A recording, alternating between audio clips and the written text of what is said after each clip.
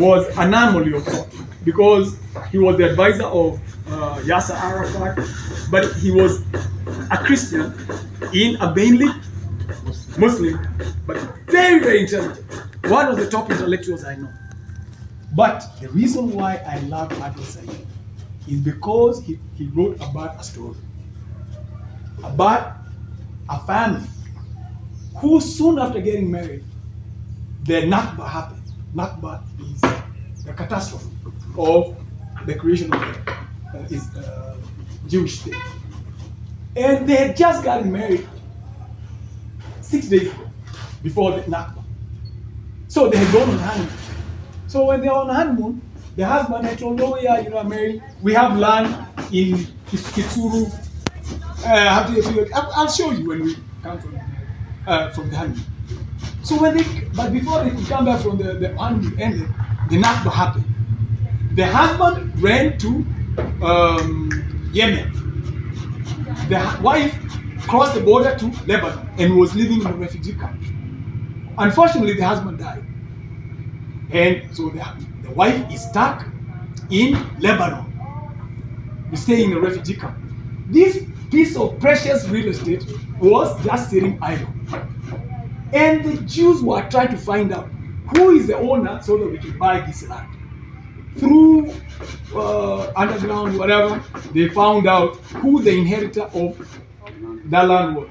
They searched and they found that she was in a refugee camp. So they went there and said, hey, look, we learned that your husband died before, sorry to hear that.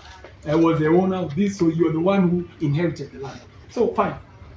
And we want to buy this land. You're living in squalor conditions here. You're hungry. We can tell you have poor clothes. If we buy this land for you, you can take the money. You can travel to Egypt, go to Lebanon, and you can even live a comfortable life.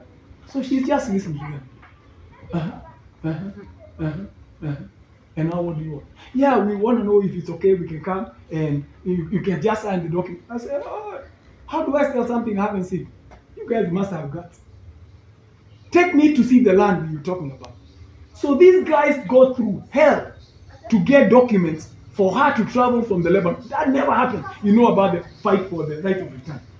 Once you leave, they don't allow Arabs to come back unless you have compelling reasons. So finally, she was able to cross all these checkpoints. They went. He took her to where the land was. She said, open the door. Let me step on the ground. She went and she took a piece of dirt. She went back in the car. She said, now, I have the piece of dirt from my land. Let me tell you guys the truth. I would have to die. I must, and my body, if I die, should be given to dogs. And they should be given to dogs even before I die properly. If I'm the one who will sell the birthright of my children, it doesn't matter whether it's my extended family, but we own this land. And I cannot, in my right mind, seal the property so that you own it outright, not on my deathbed. Take me back where you got me from. Those people are pissed off. Now, I told you that story because that's how I live. I don't give a fuck about anything else.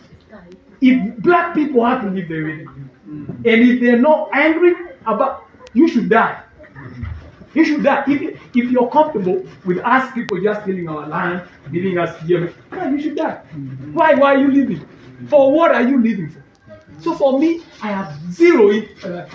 I live under the bridge. But upon my death, to eat bad food is the worst insult to my family and my whole lineage. And those to come. And they should curse me. And every time they mention my name, they should spit and piss and shit on that name. They should. Because that's how we are. We are letting other people run roughshod on us. And we think it's normal. We go about our own business. Bring a tray and we eat.